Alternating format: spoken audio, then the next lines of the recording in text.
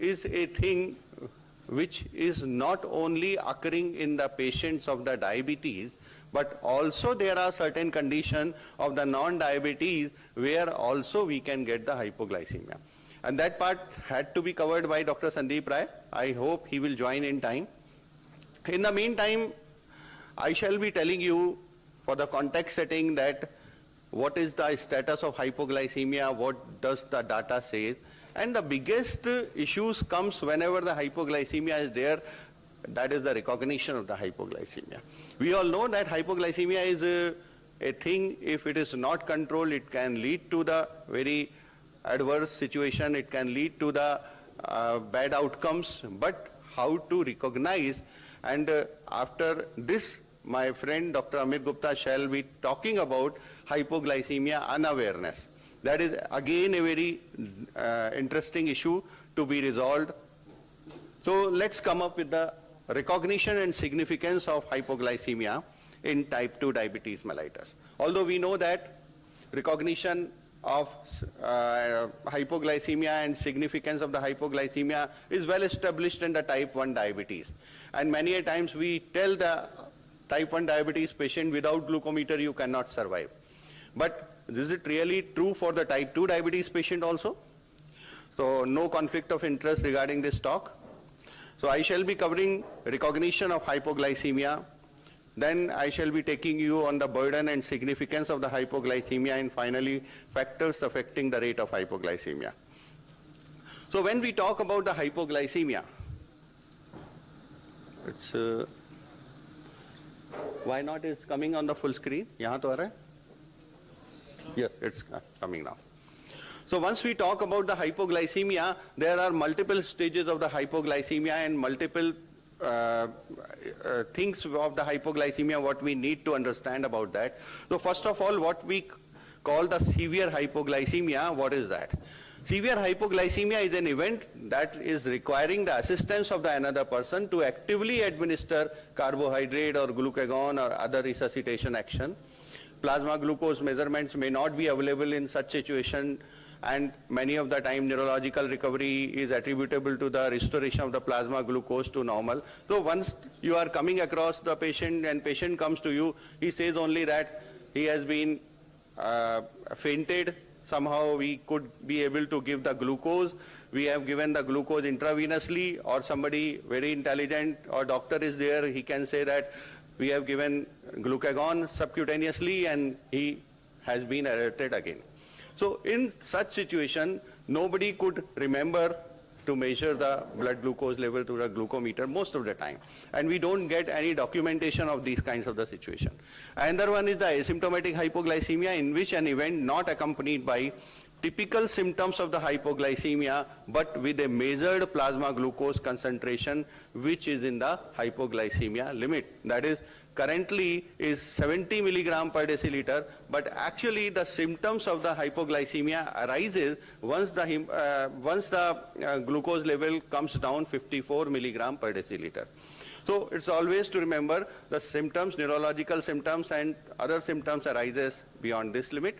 But International Diabetes Association, International Diabetes Federation, as well as American Diabetes Association has fixed up the cutoff for the hypoglycemia at 70 milligram per deciliter. Now we are having a lot of anti-diabetic agents which can keep your patients well controlled without having hypoglycemia. So this cutoff has been increased to make the better quality of life in the patients of the diabetes. Now we should come up to the documented severe hypoglycemia. I think asymptomatic hypoglycemia includes that category of hypoglycemia what the Amit is going to talk, in which we face the hypoglycemia unawareness. Documented severe hypoglycemia is that an event during which typical symptoms of the hypoglycemia are accompanied by a measured plasma glucose concentration that is less than 70. Probable symptomatic hypoglycemia, an event during which symptoms typical of hypoglycemia are not accompanied by a plasma glucose determination, but that was presumably caused by a plasma glucose concentration less than 70. And relative hypoglycemia is that an event during which a person with diabetes reports any of the typical symptoms of hypoglycemia and interprets those as indicative of hypoglycemia with a measured plasma glucose concentration more than 70 milligram per deciliter, but approaching towards the lower of the 70. So many of the times those people facing this situation, those who are keeping their glucose more than 200 or 250, or sometimes they are keeping in the habit of the hyperglycemia, once you try to bring them and they are not reached to the 70 even at the 80 or 90, but they start feeling the hypoglycemia, they start getting the symptoms of the hypoglycemia, but it indicates they are reaching towards the 70 milligram per deciliter. That is called as relative hypoglycemia. So what the symptoms people faces? There are the two categories of the symptoms. One is the neurogenic symptoms, which is caused by the falling glucose level, and another category of the neuroglycopenic symptom, which is caused by the brain neuronal glucose deprivation. The first category of the symptoms that is caused by the falling glucose level is the shakiness, trembling, anxiety, nervousness, palpitation, clumsiness, sweating, dry mouth, hunger, pallor, pupil dilatation. On the other hand, the symptoms which are being caused by the deficiency of the glucose in the brain, which are caused by brain neuronal glucose deprivation, are the abnormal mentation, irritability, confusion, difficulty in thinking, difficulty in speaking, ataxia, paresthesia, headaches, stupor, seizures, coma, and sometime if not treated well, then death also may occur. So hypoglycemia risk factors are majorly well known to us, that if we miss or delay the meal but take the medication for the diabetes in the diabetic patient, eating less food as it's supposed to be, what frequently happens in the elderly individual and especially in the children, those who are diabetic, vigorous exercise without carbohydrate compensation, taking too much diabetes medicine, sometimes more than required, drinking alcohol. That is one of the very important reasons of hypoglycemia. But there are certain limitations, because of what we do not identify hypoglycemia cases as they are there. Like the clarity of the definition is not there. Many of the organizations, those who are giving the definition of hypoglycemia, they are not having a consensus. Like IDEC says if the blood glucose level goes lesser than 70 milligram per deciliter, then it is a glucose alert value. And clinically important hypoglycemia is supposed to be the less than 54 milligram per deciliter, as said you earlier. And severe hypoglycemia, they don't give any specific glucose threshold. The same thing is supported by the IHSG.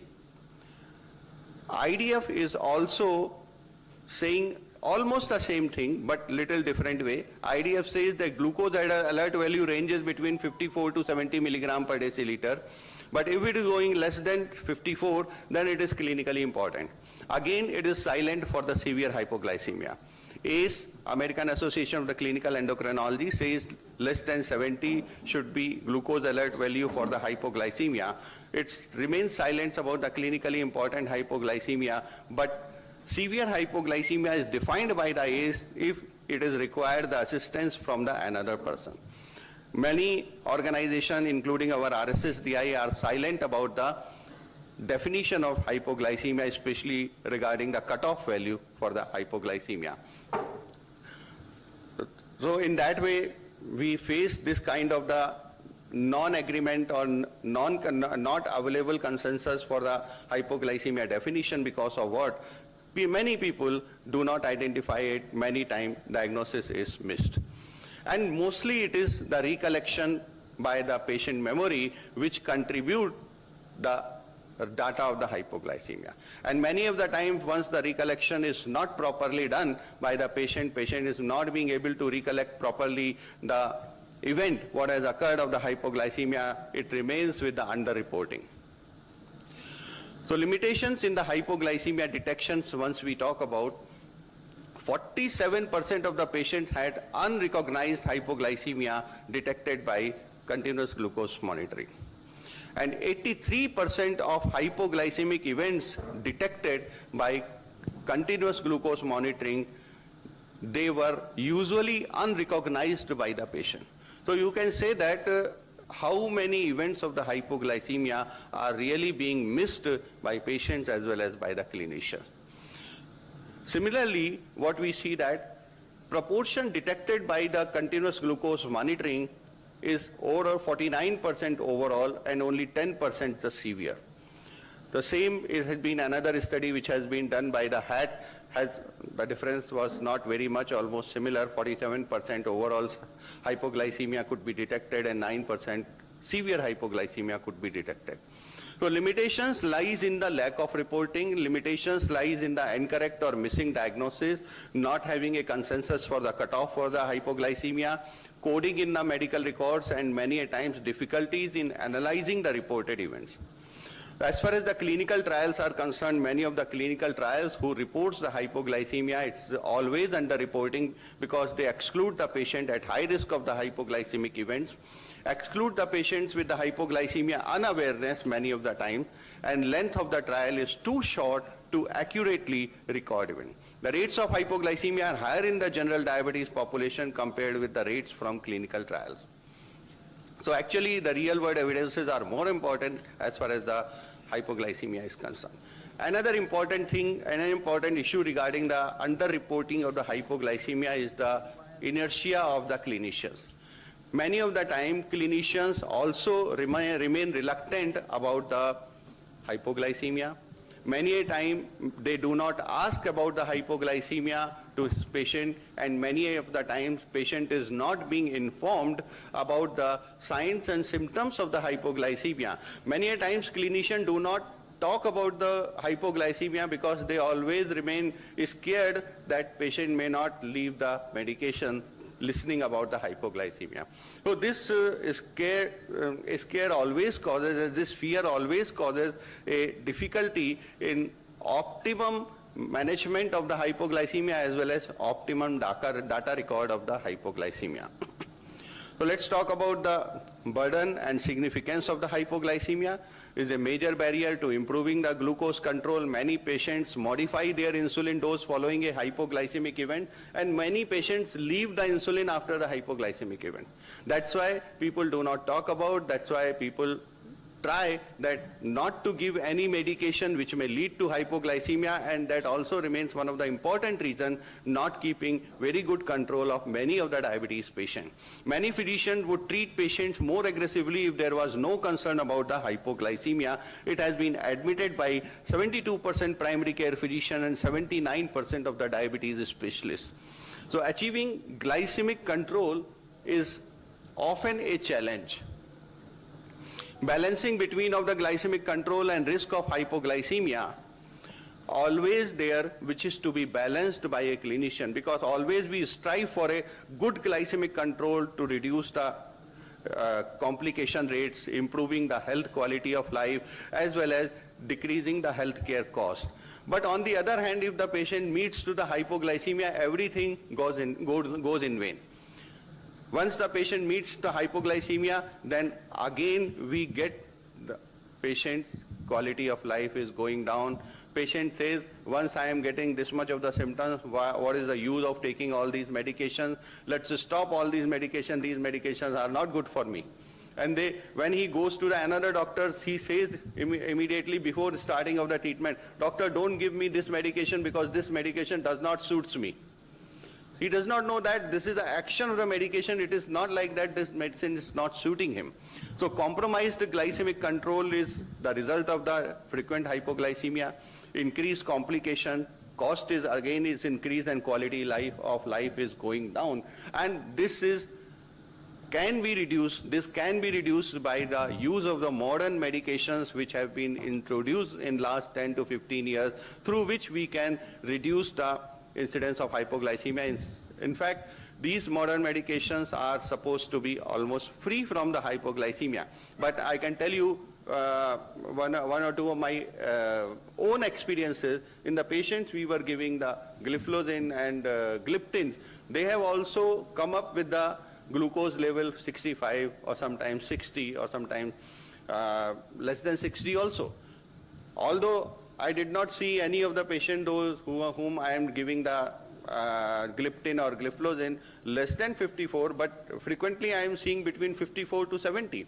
Once the cutoff is being followed by the 70, then I should consider it, they are going into the hypoglycemia. So this is the impact on the budget as well as on the quality of life. Relation between HbA1c and hypoglycemia, if we see that lower the HbA1c, more the hypoglycemia. As much as we are striving for a good control, as much as we are striving for the tight glycemic achievement, then we are more leading towards the incidences of the hypoglycemia. A continuous curvilinear relation between glycemic control and incidence of hypoglycemia has been observed in the DCCT trial. Prevalence of the severe hypoglycemia in type 2 diabetes with more than 5 years of the insulin use resembles almost same as the type 1 diabetes. So if a person is keeping on the insulin for at least 5 years, he starts behaving like a type 1 diabetes patient as regard of the hypoglycemia. So hypoglycemia incidence, prevalence as well as hypoglycemia occurrence becomes similar like the type 1 patient. So total burden of the hypoglycemia is much higher in type 2 diabetes patient because number is very high. Total